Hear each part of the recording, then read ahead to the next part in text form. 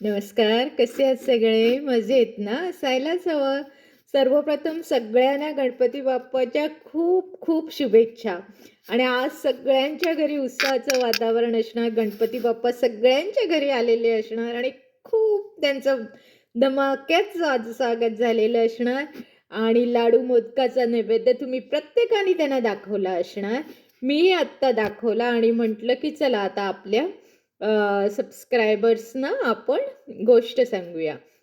तर आज एक साद नावाची गोष्ट आहे. लेखक कोण आहे मला माहीत नाही. कदाचित खाली लिहिलं असेल तर मी त्यांचं नाव वाचून दाखवीनच. पण तत्पूर्वी आपण वाचायला सुरुवात करूया. आणि वाचायच्या आधी एक छोटीशी विनंती. आज गणपती बाप्पाच्या आशीर्वादाने तुम्हाला सर्व काही मिळाले तर माझ्यासाठी एक सबस्क्राईब, एक लाईक आणि एक शेअर जरूर करा. तर चला आता आपण वाचायला सुरुवात करत आहोत. साद. आम्ही आमची अगदी पहिली अमेरिकेची ट्रिप संपवून परत निघालो होतो.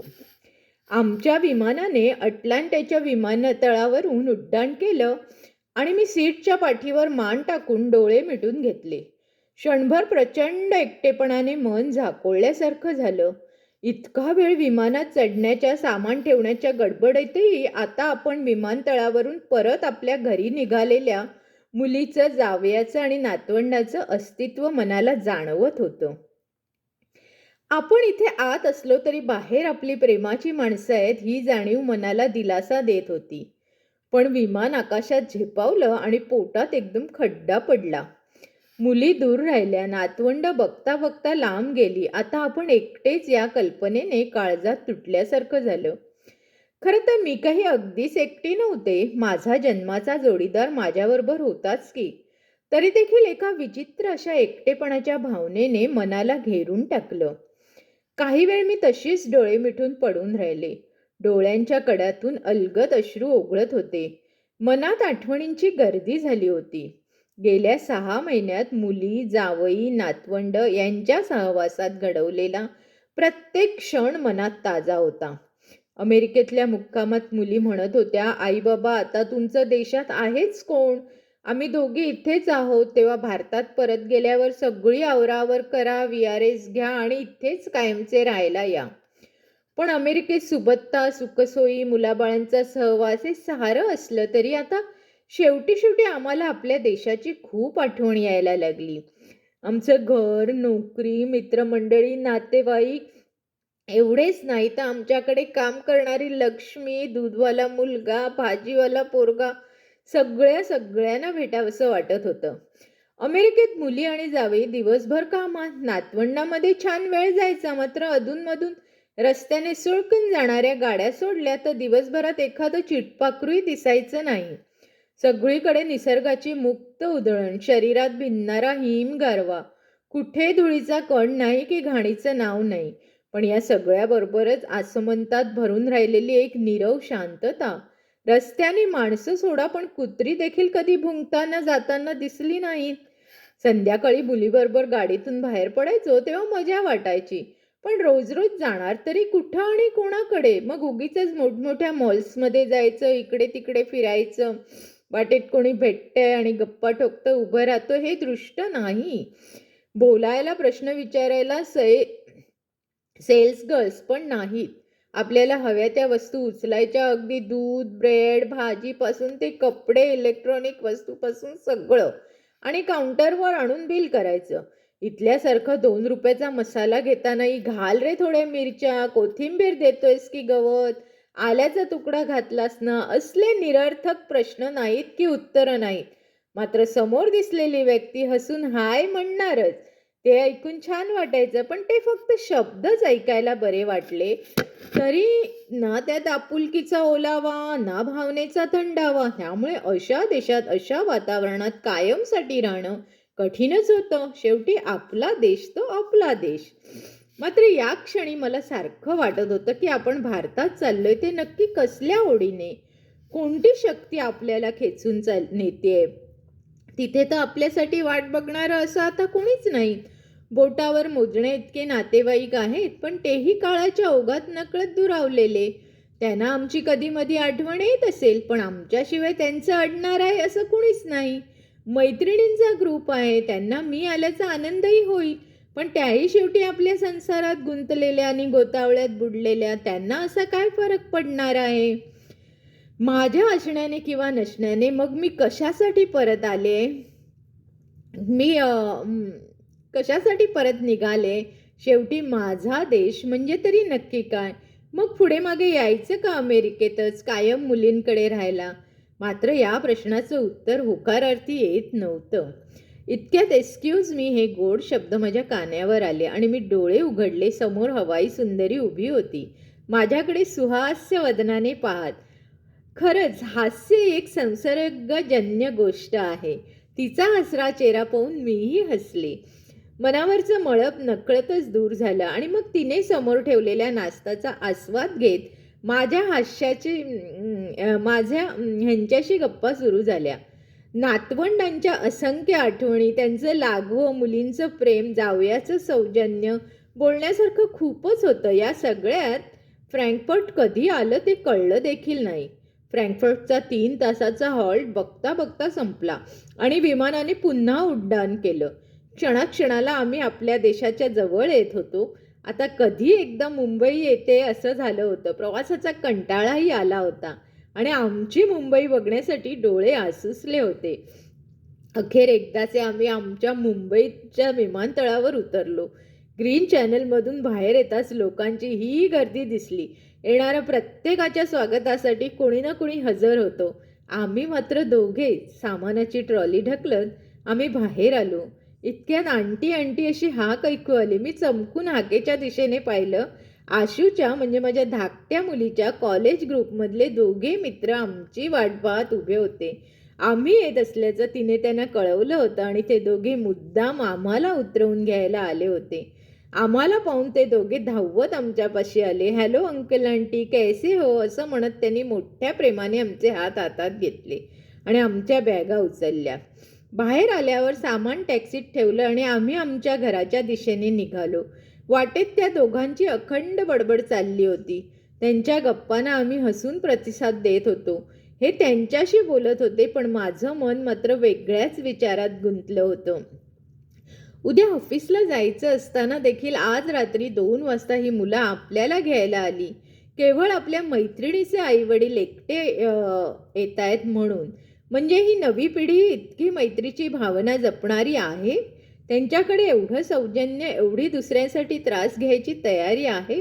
याचा अर्थ आपण उगीचच या नव्या पिढीच्या बाबतीत साशंक असतो. बोलता बोलता टॅक्सी बँड्रापर्यंत आली आणि तिथला खाडीचा परिचित वास नाकात शिरला. वास कसला घाणसती, पण तरी देखील तो वास नाकात भरून घेतला आणि काहीतरी खूप आपलंसं गवसल्यासारखं वाटलं. बघता बघता सायन मागे पडलं. चेंबूर आलं. रात्रीचे 2 वाजून गेले होते. माझी आवडती मुंबापरी शांत झोपली होती. हा हा म्हणता टॅक्सी अणुशक्ती नगरला येऊन पोचली. कॉलनीच्या भव्य गेटमधून टॅक्सी आत शिरली. आमची सुंदर कॉलनी निशब्दपणे उभी होती. सरळ नाकासमोर जाणारा रस्ता आम्हाला खुणवत होता. त्याच्या दुतर्फा असलेल्या इमारती आम्हाला सलामी देत होत्या. समोर लांबवर पसरलेले लॉन जणू आमचं स्वागत करत होतं. 2च मिनिटात टॅक्सी आमच्या घरापाशी पोचली.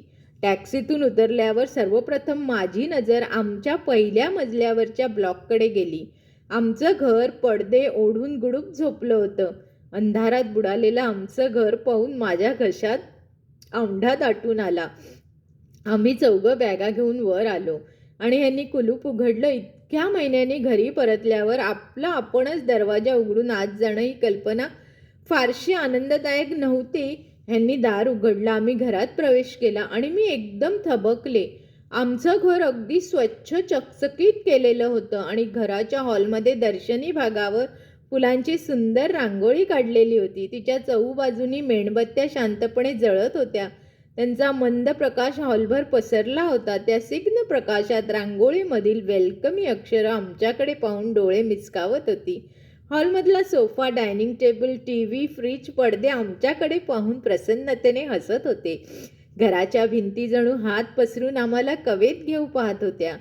बघता बघता माझे डोळे पाण्याने भरून आले. हे सगळं माझ्या मैत्रिणींचं काम. आम्ही एवढ्या दिवसांनी येणार म्हणून त्यांनी आमच्या स्वागताची अशी तयारी सारखी करून ठेवली होती. भारावल्यासारखे मी समोरचं दृश्य पाहत होते. पण मला असं मूक स्वागत नको होतं. या क्षणी मला प्रेमाचे शब्द हवे होते. मायेचा स्पर्श हवा होता. मला वाटत होतं क्षणभर या सगळ्या वस्तू सजीव व्हाव्या आणि त्यांनी एका सुरात मला म्हणावं, वेलकम होम. त्या क्षणी आतल्या खोल्यांमध्ये दिवे फटाफट लागले आणि आत अंधारात लपून बसलेल्या माझ्या मैत्रिणी, त्यांची मुलं, त्यांचे सगळे अचानक बाहेर आले. वेलकम होम, वेलकम होम सगळे एका सुरात बडबड होते. मी त्यांच्याकडे बघत होते, त्यांच्या तोंडचे शब्द ऐकत होते, पण क्षणभर मला कसलाच अर्थ कळत नव्हता. पुढच्या क्षणी मी भानावर आले आणि माझे दोन्ही हात पसरून पुढे झेपावले. सगळ्या जणी मला मिठीत घेत होत्या. मंगल, कशी आहेस तू? कसा झाला प्रवास? खूप मजा केलीस ना अमेरिकेत? आमची आठवण काढायचीस का? एक ना दोन काय काय विचारत होत्या आणि मी नुसती मान डोलावत होते. एकीकडे रडत होते आणि रडता रडता हसतही होते. तेवढ्यात एका मैत्रिणीने आत जाऊन सर्वांसाठी चहा केला आणि मग रात्री 3 वाजता चहाचा आस्वाद घेत गप्पांची मैफिल रंगली. मला किती किती सांगायचं होतं, किती किती सारं ऐकायचं होतं. बोलता बोलता 5 कधी वाजले ते आम्हाला कळलंच नाही. मग मात्र सगळे उठले. आता जरा झोपा, विश्रांती घ्या असं म्हणून सर्वांनी आमचा निरोप घेतला. सगळेजण गेल्यावर ह्यांनी गुडूप झोपून दिलं. मी मात्र जरा वेळ एकटीच घरभर फिरत राहिले. घरातल्या वस्तूवर प्रेमांचा हात फिरवत राहिले आणि मग येऊन अंथरुणावर पडले. खरं तर प्रवासाने अंग अगदी आंबून गेलं होतं. शरीर प्रचंड थकलं होतं.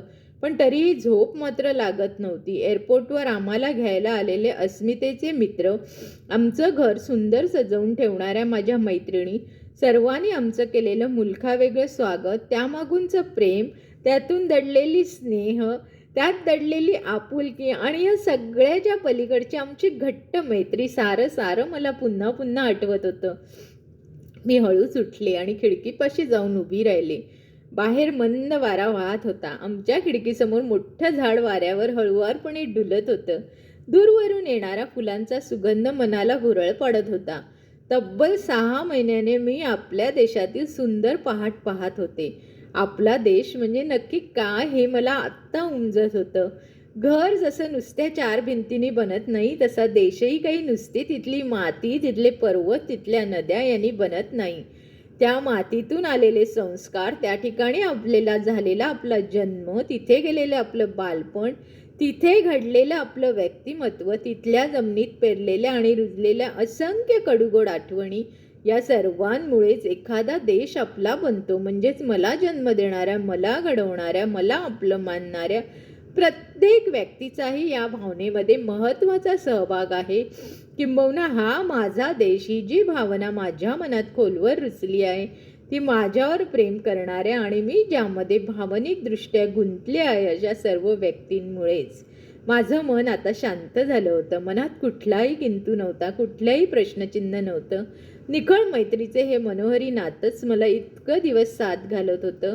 ही प्रेमाची शक्तीच मला इथे खेचून आणत होती. माझ्या देशात, माझ्या घरट्यात परतायची ओढ मला का लागली होती, या प्रश्नाचं उत्तर मला मिळालं होतं आणि पूर्वदिशा हळूहळू उजळू लागली होती.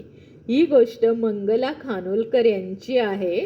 खूप छान लिहिलं आहे मंगलाताई तुम्ही. आणि मला हे वाचताना मला असं वाटत होतं की मीच त्या गोष्टीत आहे म्हणून. आणि मला वाटतं तुम्हाला प्रत्येकाला ऐकताना हे जरूर वाटत असणार की आपण त्या गोष्टीत आहोत म्हणून.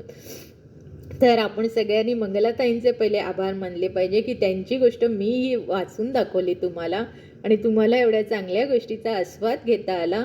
आणि सर्वांना पुन्हा एकदा गणपती बाप्पाच्या खूप खूप शुभेच्छा. गणपती बाप्पाने तुमच्या घरात धनसंपत्ती, आरोग्य, आयुष्य, लाभ सगळं काही देव. आणि जर तुम्ही माझ्या चॅनलवर नवीन असाल, मला जर ही गोष्ट तुम्हाला आवडली असेल तर माझं 2 चॅनल्स आहेत. हे एक चॅनल आहे ते फक्त स्टोरी टेलिंग आहे. पण माझं दुसरंसुद्धा एक चॅनल आहे, ते आहे एव्हरीथिंग इन वन.